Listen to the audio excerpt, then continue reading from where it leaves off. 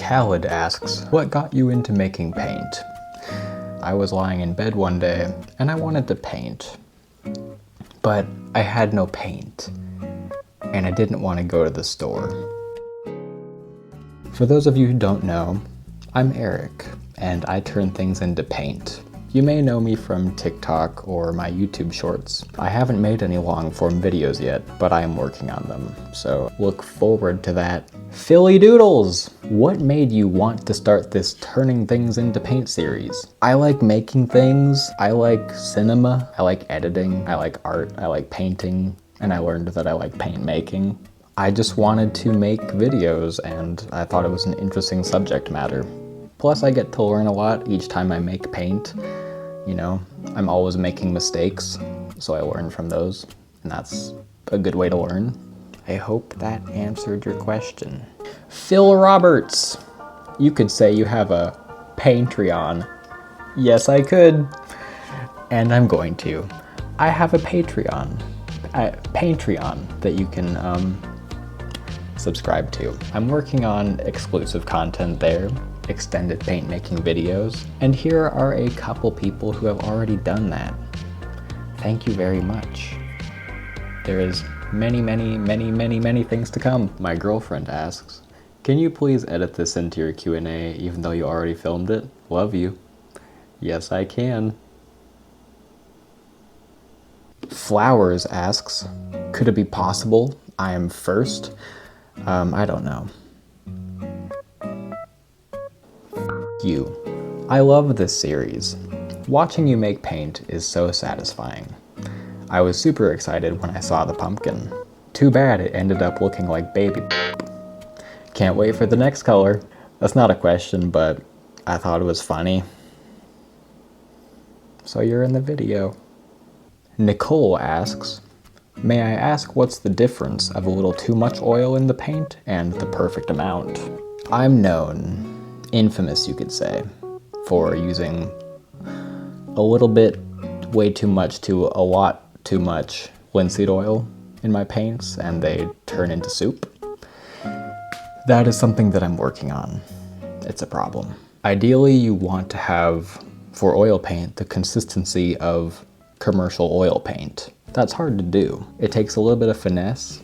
You have to be patient. You have to add just a little bit by a little bit until you have a nice paste consistency. Marco asks, Discord? Yes, I do have a Discord. The link is very cool, very nice. Next up, Ever the Greatest asks, what does that mean, not archival? Archival means shelf life, how long a paint is going to last. If you were to say to grind up a bunch of flowers, the shelf life would be very small because they'll rot. So instead, what you do with organic materials like that is you turn them into a lake pigment, which is a dye. Ed asked me, who inspires your art? Francis Bacon and a bit of Bob Ross. Two ends of the spectrum, but you gotta have a little bit of fun. Matthios asks, why is this channel so underrated? Well, Jort Julius Shrivers asks, how much do you spend on paint? Well, you know, maybe $10. I buy whatever I'm using to turn into paint that week. Sometimes it's easy, like leaves. That's pretty free. Logan Brooks. Fun fact, Nightmare Before Christmas is a Christmas movie. Well, Logan, I'd watch it in January. Shogun. What is this glassy thing? What does it do? The molar? That emulsifies the dry pigment and linseed oil, creating oil paint. Casual Couch Dad. Is it hard to get vibrant and light colors using these methods?